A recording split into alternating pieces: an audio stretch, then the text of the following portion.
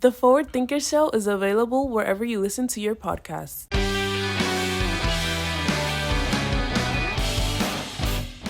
Hey, it's Coral, and welcome to the Forward Thinker Show, the podcast where we share the stories and expertise of global leaders in business and technology. Today, we're joined by Roberto Martinez, a current computer science student, former intern at Meta, and now the founder of GammaSwap. Hello, Roberto.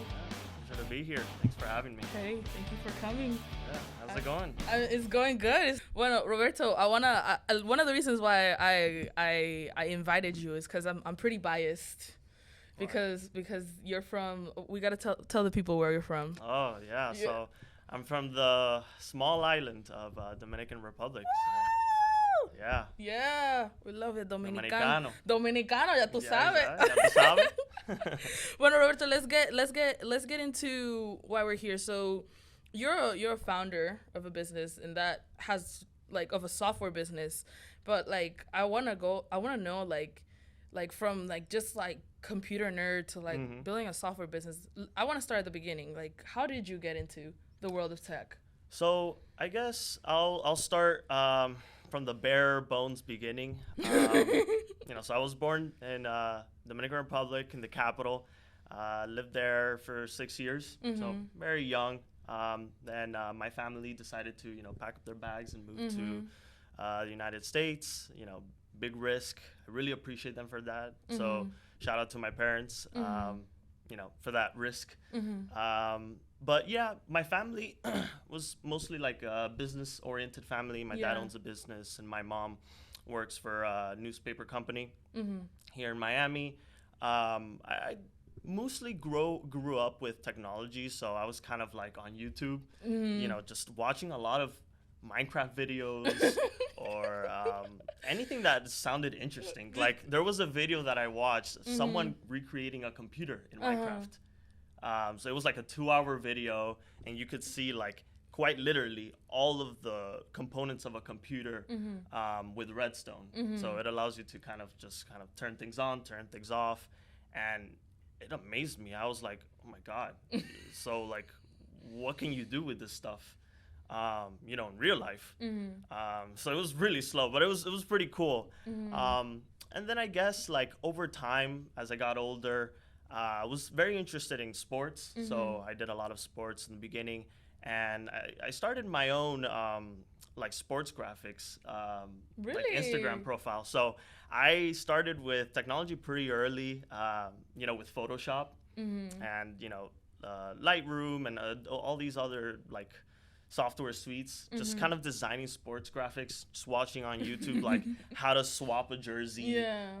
So I got really into that type of stuff, very early, entrepreneurial and I made a couple bucks. I mean, it was pretty cool. I just created nothing to something, and then a lot of people liked it. We had 2,000 followers, which back then Instagram didn't have stories, so or any kind of ad platform now.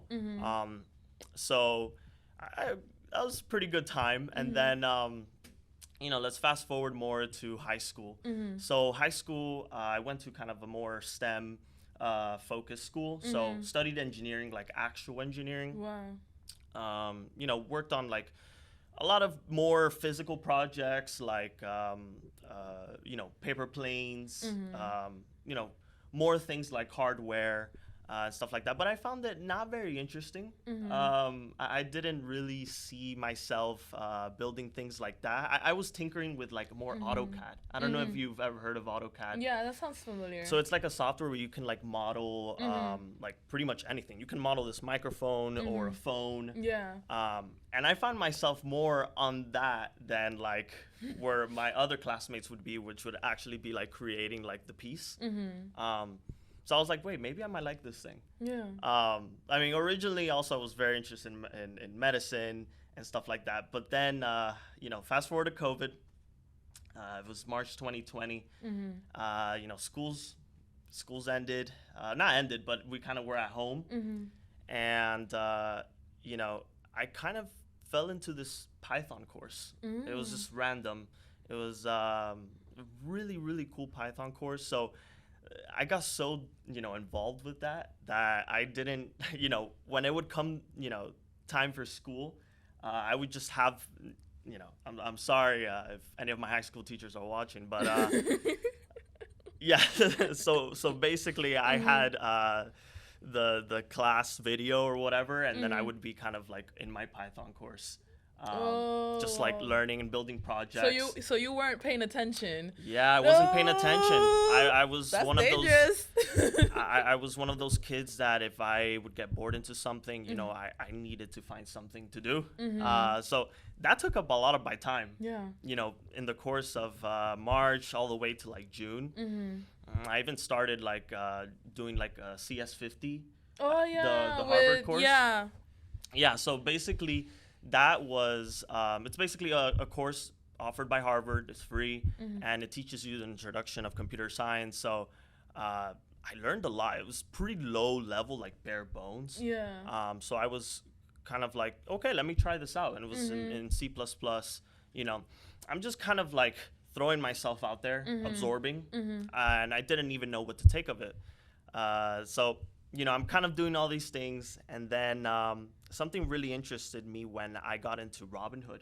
So the app Robinhood is basically like a stock market app where you get to buy and sell, stocks. And I wondered, like, how are these numbers like changing all the time? Like, I was very curious as a kid. I'm still curious now, and will forever be curious. But yeah, I was wondering, like, why, like, how are these numbers changing all the time? What is happening behind this? So I was like, you know what? Me studying Python, going to these courses, like, it's kind of like meshing into a pattern here. Yeah. Like now everything's coming together. Right. Now everything's coming together. And, I was always like a math brain as well. I'm really bad at, like, English was my second language. So, I always went into the more logical side. So, yeah, that's kind of like how I wanted to get into computer science. And then, fast forward, I got an internship my first year at this company called Liberty Mutual. And then from there, I think that solidified my interest. Your love. Yeah, my love for computer science. And for technology. Yeah. Yeah, and I think you already explained like the influences you had growing up in DR. I want to know, so you were just interning at like building software for other companies.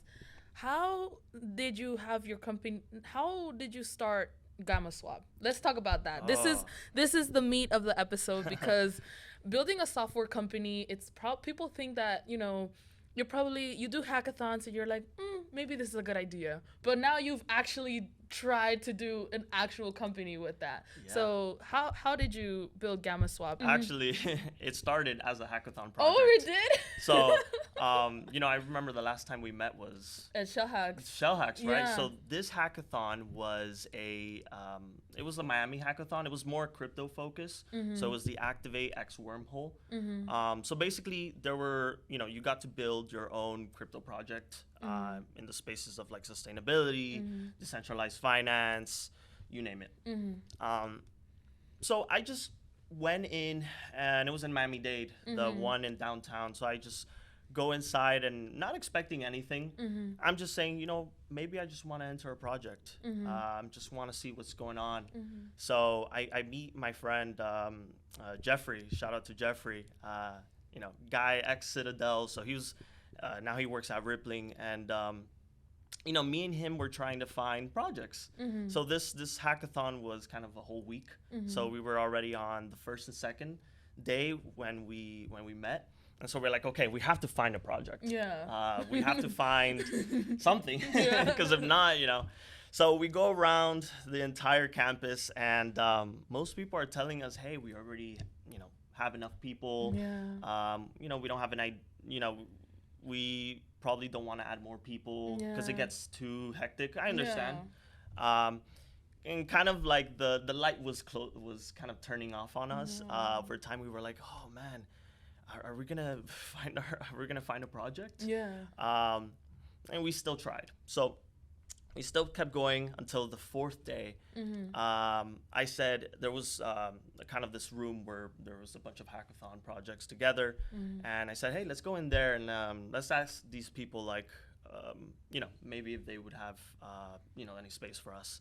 So we go in, and now who is my co-founder, his name's Daniel, was working on a project, basically this very bare bones. He's been working on it for like about a year or so, and he's telling me about the project, of like how I'll go into the story of like what is GammaSwap later, but he was explaining to me the project, and I was like, wow, this is really cool. Like, you don't have a front end for this stuff. You mind if I just build it out for you? And he says, he didn't even know he needed that. Wow. He thought he just needed the algorithm, and I was like, I think you need to build the product for this. I think you need some sort of front end. It was really bare bones. So he was like, you know what? Okay. And I think that was like pivotal moment there. That's where things like just changed, because the next 3 days. You know how hackathons are, where you don't sleep, you're eating nothing, you're eating chips or Coke, and your brain is kind of on fire for 3 days. So that's kind of how it was. I didn't even go back home. I just stayed there for like a day or two, and then I went back, and then I came back for the last day. So we were just hacking, and I'm still not understanding of the product like fully, but I'm able to build a front end for this stuff, because that was my specialty, what I got into. And at the end, we just, we hacked it out. And luckily, long story short, we actually won like 12 grand for the project. Yeah. So the funny thing is that after, a lot of people were interested in the project. Like, hey, I want to talk more about this.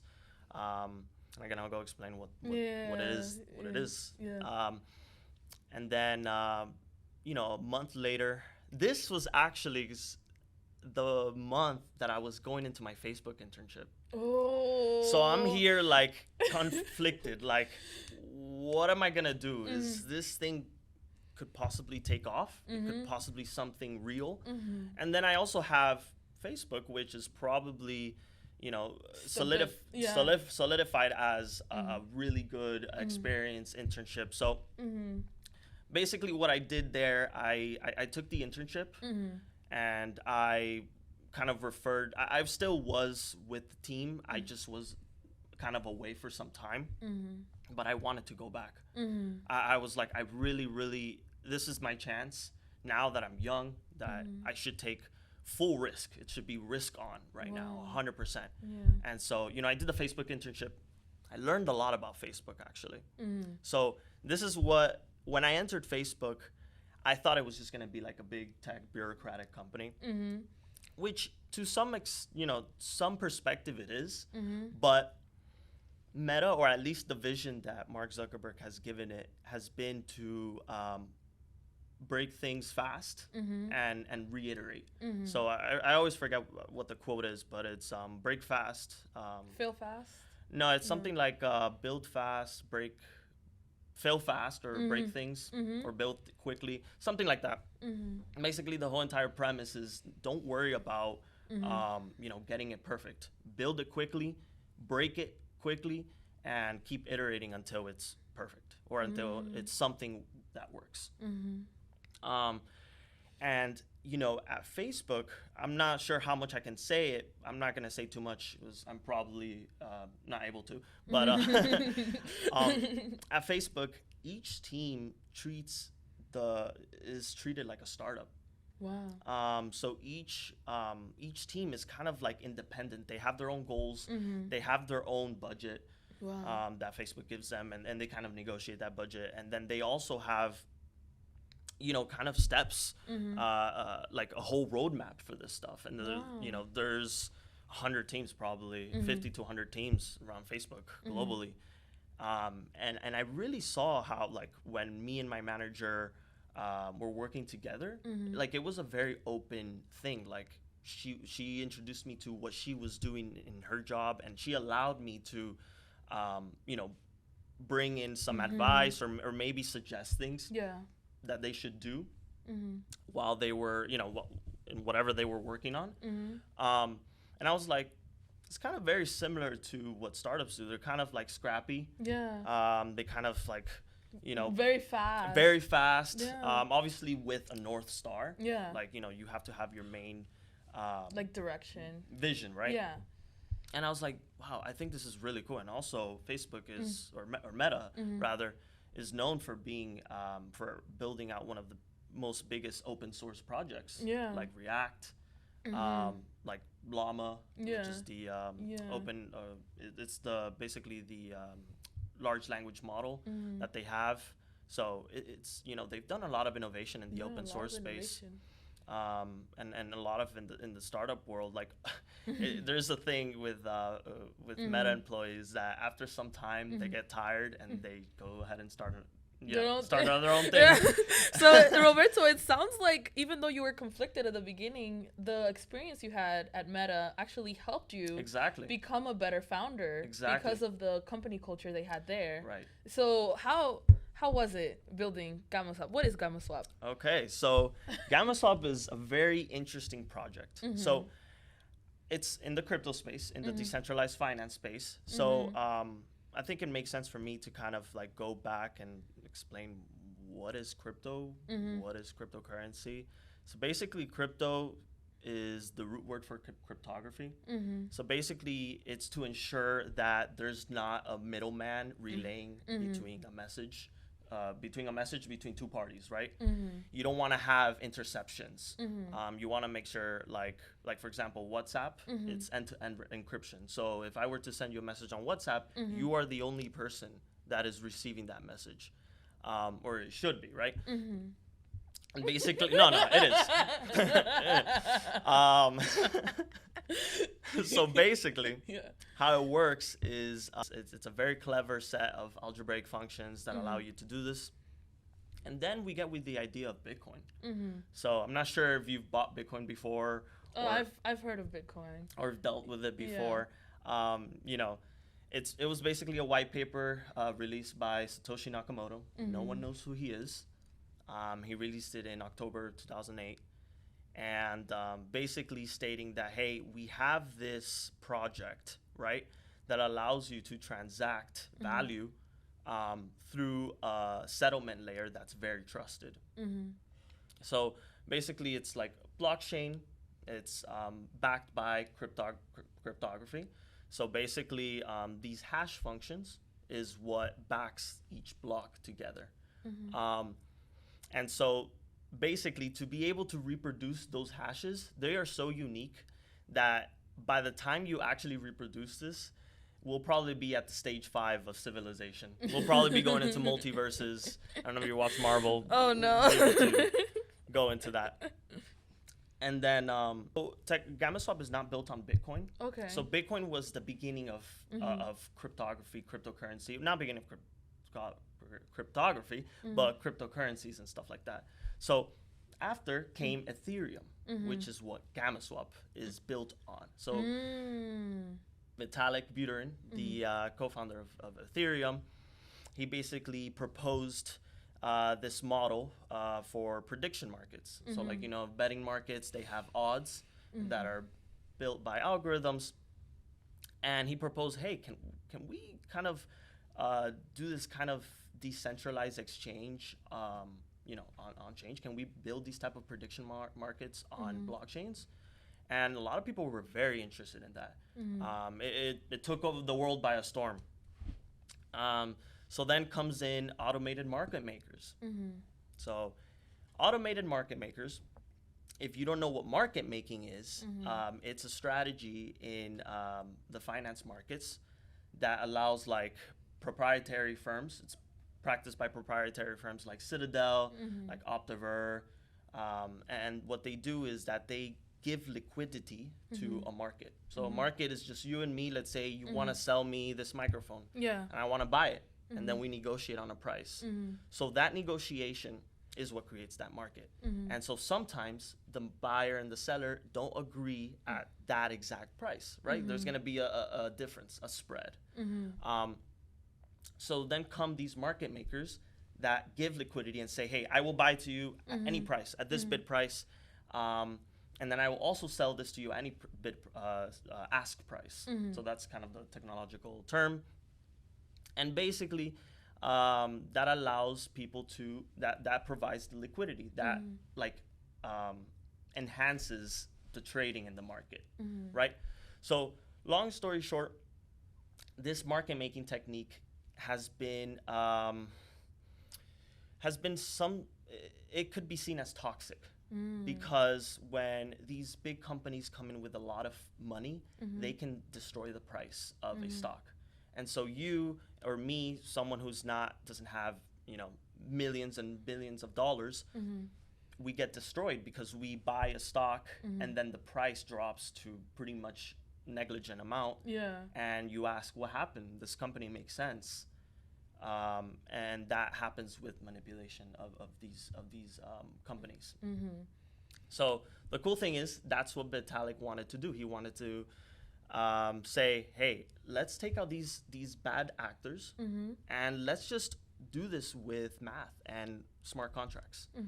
So then comes Uniswap. And Uniswap is one of the biggest protocols now who have designed this automated market maker, right? So now you don't have an actual market maker, you have an automated one. And this is backed by math. It's backed by quite literally an algebra equation that we can do on our own. Not like by manipulation. Exactly, right. So it's basically a smart contract that creates a price and gives you an order at any price point across the curve. It's getting very deep, but it allows you to essentially trade without having a nefarious partner to execute the trade for you. So then what GammaSwap came in, enter GammaSwap now. So we've all been waiting for. So enter GammaSwap now, and we say, hey, when we provide liquidity, you're essentially expecting that the price stays the same. It's like if I put in my money in a bank account, I want it, when I get it back, I want it the same, right? I don't want it to be $0 when I take it out, right? I want my money there with my interest.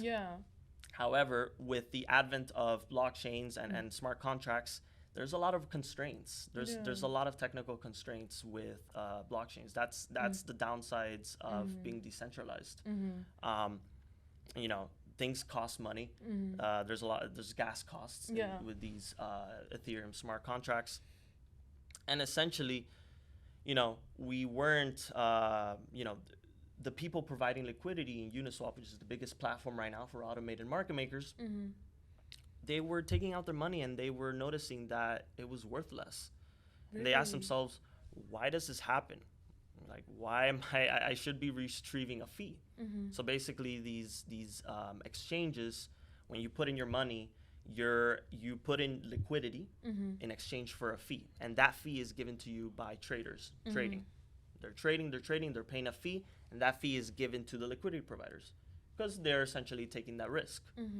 So GammaSwap comes in and say, hey, we need to create a marketplace. We need to create a market for this because,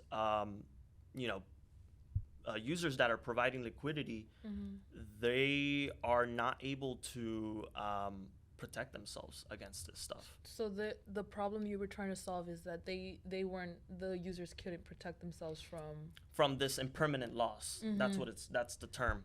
And also automated market makers have something called slippage, which means that when traders are making a trade, they sometimes don't get it at the price they want. So it's like if I want to buy Meta stock for $400 and I end up getting it at $300. Obviously, that's not a real thing. But if it is, then we have a problem. And that is a problem with the automated market makers. Those are the downsides to it. So we have to make sure that as GammaSwap, we're building a volatility product. So with this volatility product, it allows you to borrow from that market. So by borrowing, that allows us to do some, fancy financial engineering for you to profit if there is volatility in that pool, right? So the reason why people are losing money is because as the price changes a lot, your value of your tokens goes down, right? Because people are trading the more valuable currency, they want it in their pocket, and they're keeping all the less valuable currencies in the pool. So the people with the liquidity, they're kind of like, hey, I have all this low value token, and all of the actual high value token was drained. Oh wow. So then GammaSwap allows you to borrow from this and protect yourself from this. It's a one-to-one trade, opposite to what a liquidity provider does. So let's say if the price of a liquidity pool moves a lot, I would take a straddle position in GammaSwap, and essentially I would be profiting such that if a price moves on a bound, that's enough. So this was actually very interesting to a lot of investors, very interesting to a lot of people, because now with the advent of digital money, a lot of people are moving their net worths away from the dollar. A lot of people are moving their money away from banks, and they want to protect themselves. They want to do things more in the ether, in the abyss, which is what we call Ethereum. And that's kind of like where the future is going. Is people are going to start owning more of their of their money, of their data, of their own digital currency, of their own digital identity. Yeah. So that's kind of the basic premise of GammaSwap. I've worked on it for a year and a half now. Wow. So it's been since May of 2022. And we have never looked back. We raised good amount of money to be able to hire employees, and just kind of like build the product out, and then build the next versions further. So now we're launched, so you can go on gammaswap.com and start trading. You just need a wallet. You just need a wallet and an address. And that's it. You can just start trading. You need to just deposit some Ethereum or some USDC, depending on what pool you want to trade on. And you can go ahead and do that. So that's cool. That's the cool thing about crypto or blockchain, is that all you need is an address and a private key. And I can go on any crypto application. One day I can go on a decentralized social media app, and then the other day I can just start trading with the same thing. It's pretty cool. Yeah. And so it sounds like this idea was like very interesting to a lot of investors. How did you like after the hackathon, right? You got your first round of investment. Could you explain how you got the money for GammaSwap in different stages? Because I think there's a term for this. You're raising capital. One thing I didn't mention was that my other co-founder was the judge. My other co-founder was So, I don't think it was rigged, because he didn't know. He just really liked the idea, and he said, hey, maybe can I join you guys?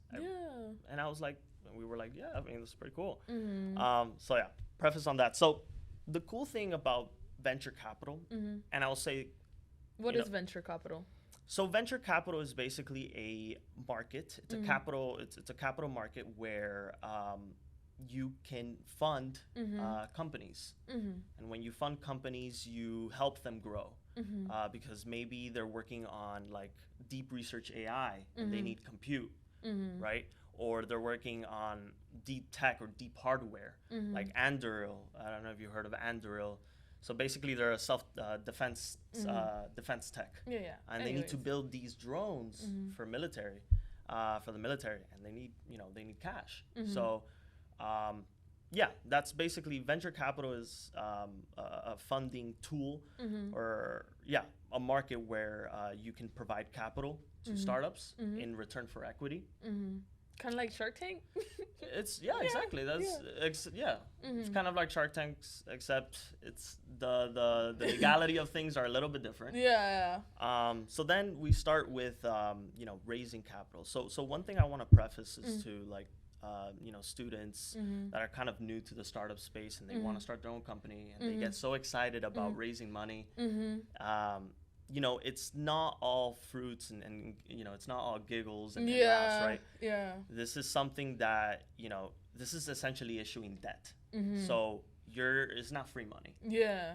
So founders that want to come in, they have to understand that if you're raising capital, you have to do it for a good reason. You don't have to, you can't do it just because like your idea is pretty cool and you just want to build something for your friends. This is real money. And this is also affecting you at the end of the day, right? You're liable for this stuff.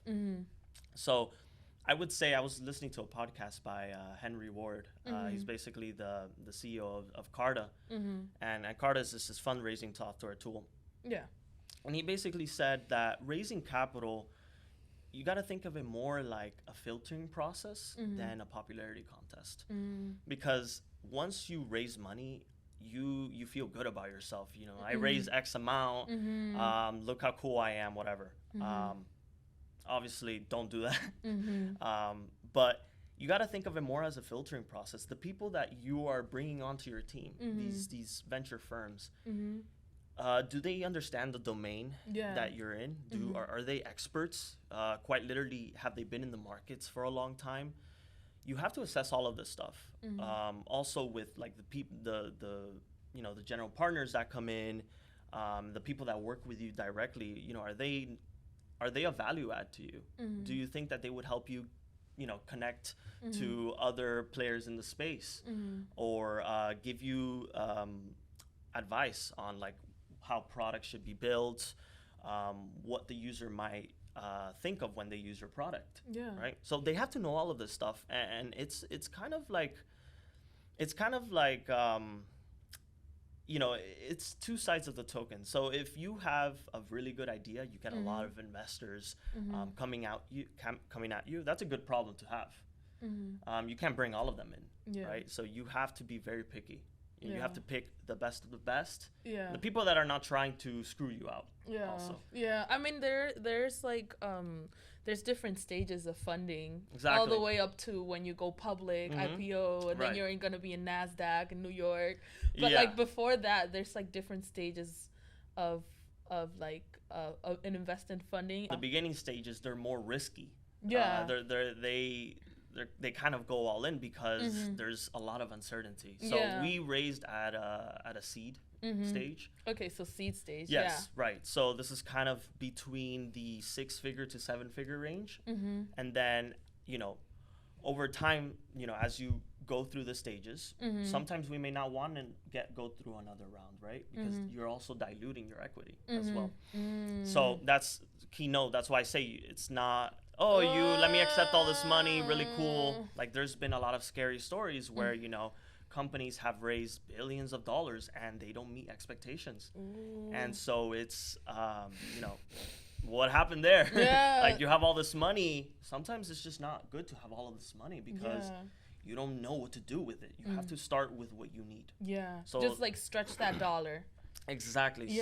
Stretch that dollar to as what you need, the minimum that you need until your company has enough revenue or is self-sufficient.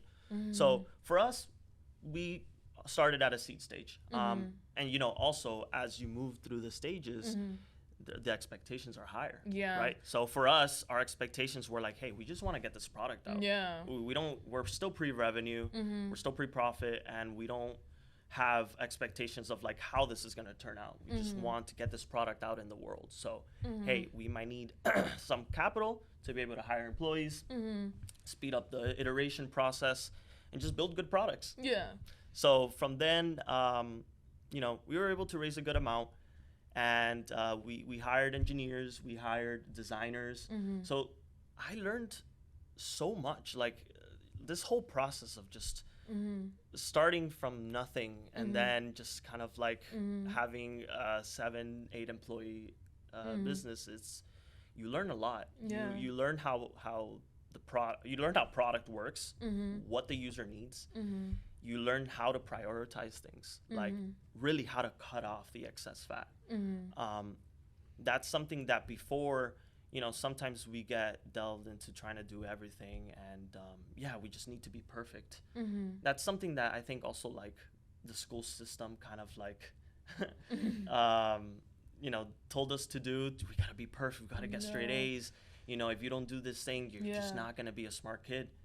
And I think that that's all wrong. I think once you get into college, I think college is great because of that, because it gives you the freedom to think and to question things and to talk to people like you or me or things like that, and kind of create conversations, question life, be nerdy, things like that. Well, Roberto, so far you told me to build a software business, of course you need a good idea, not an idea, but you found a problem for a user, and you had like a specific angle towards finding that solution. You also had teammates, and you also went to like a hackathon, like a pressurized environment where you had to iterate fast and you had to learn quickly how to do things. And then you also said that when you're raising capital, you need to stretch that dollar, because you only use what you need, so you can build your products faster. You should only use what you need so that you can build your products better, and that you have the capability to like break things. Because what I noticed, you said that like it's like issuing debt. You said you're gonna issue debt if you like raise money too fast. Right. So the whole process, you're always issuing debt. Yeah, right. But you don't want as much, so that you can have that sort of flexibility and that freedom to break things and be, kind of crazy and risky. Yeah. Right. Yeah. So what else have you learned about building a software business? Because like building a regular business, you kind of like have to open a shop and stuff like that. But with software, it's like you can start with nothing and you can literally go to the moon if you want.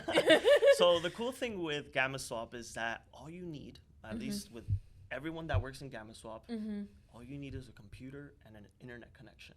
Yeah. Not cool that is? You need a room, obviously. You gotta sit down. You gotta sit down, but it's not like how it was building companies before, where you have to set up shop, you have to open something, you have to walk to places. Well, that's kind of like really far. Yeah, like if you were a restaurant, you have to think about your waiters. Make flyers, give it to a lot of people, like go to places. You can get your word out on Twitter. Yeah. You can pretty much go viral on Twitter. That's what a lot of like kids are doing now, where they're kind of just using social media as a tool to promote their business or products or whatever. And there's a lot of leverage there. So I think a lot of the cool things that I've learned also as a founder is that the relationship you have with the people you start a company with, it's like a marriage. Wow. So it's you have to treat it like a marriage, because you're constantly talking to them all the time. You're constantly debating and constantly might not reach to the same ideas, right? So there might be a little bit of disagreement, and it happens all the time, and that is normal. That is normal as a founder to have a lot of disagreements and a lot of debate. That actually is good for the company, because you're essentially allowing for free discussion, and then that free discussion leads to ideas. And so one thing I've noticed is that picking the correct people to work along with you is vital, right? If you want people that are driven at the same wavelength as you. You can't have someone here and then someone here. It has to be constant on the same page, and always updating each other to stay on that same page, because if not, company building is really hard. It's really hard. It's not like a fun little hackathon project anymore. Yeah, exactly. At least in the first stages, it was so fun. Like, whoa, hackathon project. If it breaks, it breaks. Yeah. But here now we have users. If it breaks, there's an issue. There's an issue. We gotta, everyone has to stay on the same page. There's a lot more responsibilities now that we have employees, we have engineers. So I've taken more the way I do GammaSwap is that I lead product. So I make sure that what's on GammaSwap.com, what's on app.gammaswap.com is pristine, is great engineering works. Mm-hmm. And you know, I think, yeah, I take a lot of pride in myself, because there's a lot, you know, there's a lot of work that was done. Yeah. Like I would consider myself friends with a rooster. Yeah. Let me tell you why, because there's a Friends rooster by with my a house. rooster? There's a rooster by my house, and around 3 to 5 a.m. it starts yapping. Oh, So no. you're up pretty late Yeah. when you start hearing that rooster. That's so Miami. Well, that is very Miami, but I don't know Very- if we're hearing roosters at 4 or 5 in the morning. We're No. usually sleeping, right? Yeah. Usually in DR, there's like Yeah. Exactly. Yeah. It gives me memories. Exactly. So, you know, that's the thing. What I'm trying to say is I feel like I'm friends with the rooster because I've stayed up so late for so many times, you know, working on making sure the launch makes sense and works and doesn't fail us. And I think that's something that you have to accept as a founder, is that there are going to be a lot of hard days. The faster you accept that it's going to be a tough time, the better it's going to be for you. Yeah, it's like everybody has to go through the trough of sorrow. Exactly. There's like, I don't know if you've seen that graph. Yeah. Like computer science majors, it's like, it goes all the way up. Like, wow, I'm learning all these nice things, if statements, for loops. And then I get into microservices. Or I get into like deep database, like algorithms class. A-star search algorithms. And then you're like, can I just like marry a rich man at this point? Well, not for you. You're probably just like, I'll switch my career or something. I guess. Yeah, but yeah, everyone has to go to that trough of sorrow. Yeah. It's something that, again, you have to be willing to accept. Another thing that I wanted to add was when you're building, you know, with co-founders, it's very keen to decide quickly and move on. Sometimes we get into analysis paralysis.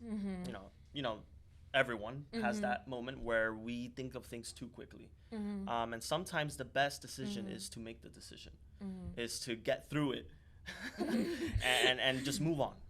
If it breaks, just pivot quickly into the next thing. But you have to always have direction. No direction is scary. You know, at GammaSwap, the only thing that's constant is change. If you think about it. That's so cool. Everything the only changes. thing that's constant is change when you're building Exactly. a software business from the ground up. At least in the startup world. In the startup world, yeah. Right. Once you get, you know, much, you know, closer to IPO, or if you're in a Series B or A or C, things are a little bit much slower.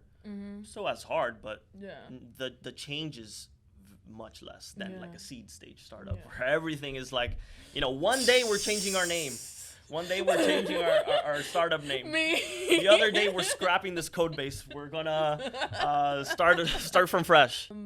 It sounds like your experience with computer science helped you so much become a better leader, because there are some like people who are, you know, leaders.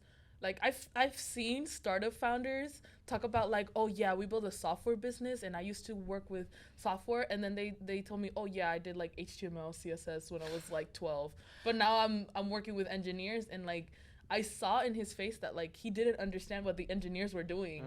And if you're building a software business, red flag. You gotta know what you gotta. You gotta know. You have to know. And one thing that I would say also for startup founders is, when you get into a domain, get deep. Get really deep, like to the point where people are going to be asking you questions because you're the only one with that knowledge. You have to be like obsessed with the problem, obsessed with the domain you're going to be in. You have to at least have a very long depth of expertise. That's what I advise startup founders. Also, one thing that would make you dangerous as a founder is, think of your skill set as a T. So you want to have your expertise level. Basically your body is the expertise, right? It goes all the way down, and that should be infinite, right? That should be your bread and butter of knowledge. But then you have your arms, and these are kind of like the other domains that you should be good at. Obviously, you don't have as much depth as your expertise, but you should know pretty well to have a conversation with someone, to suggest things to someone.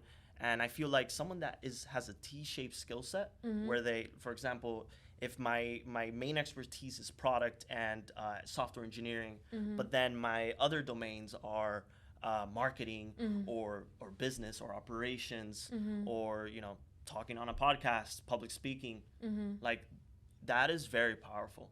And that's very powerful for people who also maybe they don't want to start a company, but they want to join a startup. So the startup environment is very different from like corporate, right? Yeah. So that's also what I would say. I really think that there's a lot of smart people at FIU, but they are scared to start a business because that will mean that it will take time away from their school. And usually we've been taught to think that, hey, you need a degree to survive in this world. To an extent, that is true, because not everyone is going to be a founder or entrepreneur, which is okay. But for the people that actually have that inkling with them, we need, like Startup FIU would love to have, more involvement there, right? For like entrepreneurs that want to do things not on the side, but as the main thing. One thing, if the FIU guys are listening, is, maybe we should implement an on-leave program. So these I don't know if you've heard of schools like MIT or Waterloo or Stanford. What they do, when I was at Facebook, this is how I learned it. They have these gap semesters that you could take. You say, hey, go build a business, go on an internship, do whatever, do something. And come back to me with results, or don't come back at all. And I love that they have the ability to say, hey, just don't come back at all. Because I feel, that is the beauty of entrepreneurship, where you just go at it for something for so long and so deep. And, I think if we can foster that here in Miami, that would bring a lot of capital. I don't know if Francis Suarez, he says a lot, Miami should be the capital of capital. And if you want to bring capital, you have to target schools. Because that's where students, that's where the people there are most motivated, right? They are thinking of what I should do in my life, where I should go.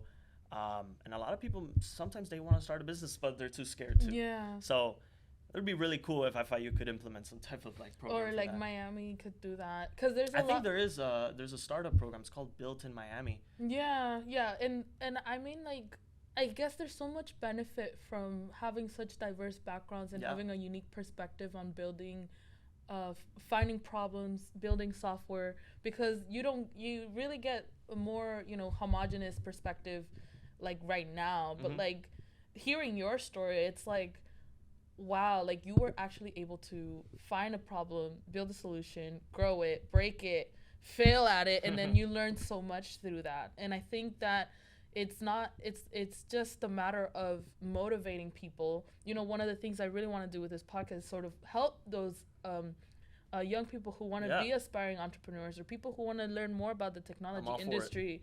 And so this is exactly what I love about today. So thank you so much. Appreciate the time. For coming in today, Roberto. I'm gonna give you one last thing. The last thing that you would like to share outside of like all of the great advice you shared today. What's like one last piece of advice that you would give to someone who wants to build a software business? So there's a story. There's a story about an Irish kid and his friends.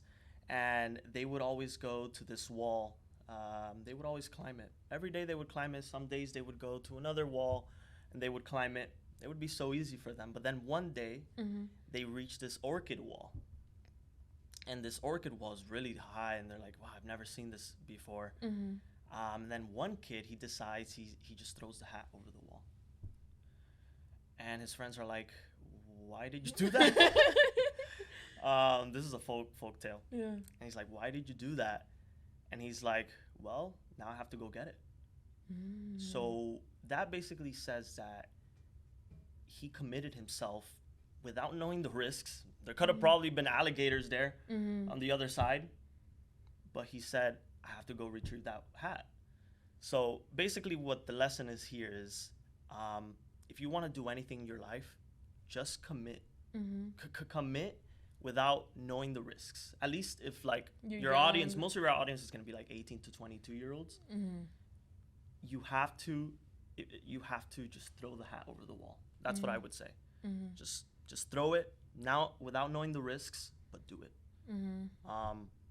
And you know, that will put your back against the wall, and that'll force you to be like, to start solving those problems. Start be like, okay, well, how do I get through this thing? You know, it actually forces you. So, you know, that's what I would say to get that internal motivation with you, because at the end of the day, you are the only person that will will things into reality, right? At the end of the day, you can have a support system as much as possible, right?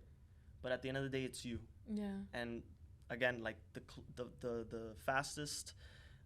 faster you are willing to accept that, the better it's gonna be. So yeah, throw the hat over the wall. Yeah. Thank you so much, Roberto. Now I'm gonna give you a chance to promote anything that you'd like and how people can reach you. Yeah, so you can reach me on X, which is formerly Twitter. I am Robmart, so I am, and then ROBMART. So I'm gonna be doing a lot of these screenshot essays, just my thoughts, collective thoughts, and then I'm gonna launch a blog soon there. So just of my collective thoughts and just advice.